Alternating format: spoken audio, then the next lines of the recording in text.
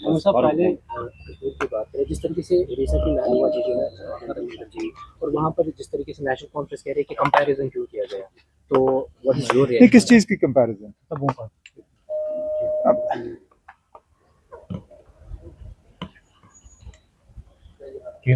अब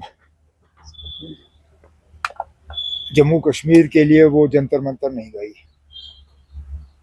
किस लिए गई इसका इस सवाल का जवाब तो वो खुद देंगी।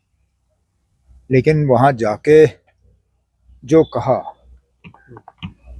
जिस तरह यहाँ ताकत के गलत इस्तेमाल, गिरफ्तारियां और इन सब चीज़ों को जस्टिफाई किया, ये कहते हुए कि कश्मीर में मिलिटेंसी है तो यहाँ बनता है। किस लिहाज से बनता है? क्या क्योंकि यहाँ मिलिटेंसी है कानून लागू नहीं होना चाहिए? मिलिटेंसी है तो यहाँ बच्चों को इंसाफ नहीं मिलना चाहिए? मिलिटेंसी है तो लोगों के पासपोर्ट रोक दिए जाने चाहिए? ये बनता है, मैं समझा नहीं। और चलिए मैं एक सेकंड के लिए वहां के हालात देख के कुछ लोगों को खुश करने की कोशिश की गई। वो पुरानी आदत, यहाँ पे एक बात और दिल्ली में दूसरी बात, वो आदत गई नहीं। लेकिन जब एक बार पता चला कि जो कहा गलत कहा और लोगों ने उसको ठीक तरह से लिया नहीं, माफी मांग लेते। मतलब उनके कद में कोई कमी नहीं आती अगर वो आप लोगों को इसी तरह बुला के पार्टी के दफ्तर में कहती है मैंने जज्बात में आके कोई ऐसी बात की जो गलत बात थी और मैं उसके लिए माजरत खा हूँ, माफी चाहती हूँ, बजाय ये कि माफी मांगे, जख्मों में और नमक छिड़कने की बात। उनके एक वो एमएलए साहब के थ्रू ये बात कहलवाना कि ये जी एआई है, ये एआई का रील है। अब हम इतने बेवकूफ हैं, मुल्क भर की मीडिया थी वहां पे, उस रील में सारे कैमरास के सामने ये जो आपके माइकें हैं वो सारे नजर आ रहे थे। एक नहीं, एक से ज्यादा रील बनी है। अब आप यहाँ के लोगों की अक्लमंदी को जो है, आप यहाँ लोगों को बेवकूफ समझते हो, ये कहते हो कि ये एआई है। ये तो मैं तो कहता हूँ बड़े अफसोस की बात है। आपने जो कहा ठीक नहीं कहा, कम से कम इसको तो तस्लीम करिए। आपने आज तक 2015 के बीजेपी के साथ अकॉर्ड को जो है उसकी माफी नहीं मांगी, चलिए ठीक है नहीं मांगी। 2016 के हालात के आपने कभी उसका मतलब, चलिए माफी तो दूर की बात, उसके लिए अफसोस का इजहार नहीं किया। चलिए आपने दूध टॉफी की बात की, उसको भी बार बार जस्टिफाई करने की कोशिश की, और आज तो दूध टॉफी को छोड़ के आज तो कहा कि ये तो बनता है। अब मुसीबत ये है जब जम्मू कश्मीर के साबका वजीर आला ये कहे कि यहाँ पे ताकत का इस्तेमाल करके लोगों के एहतजाज को दबाया जाए, वो बनता है।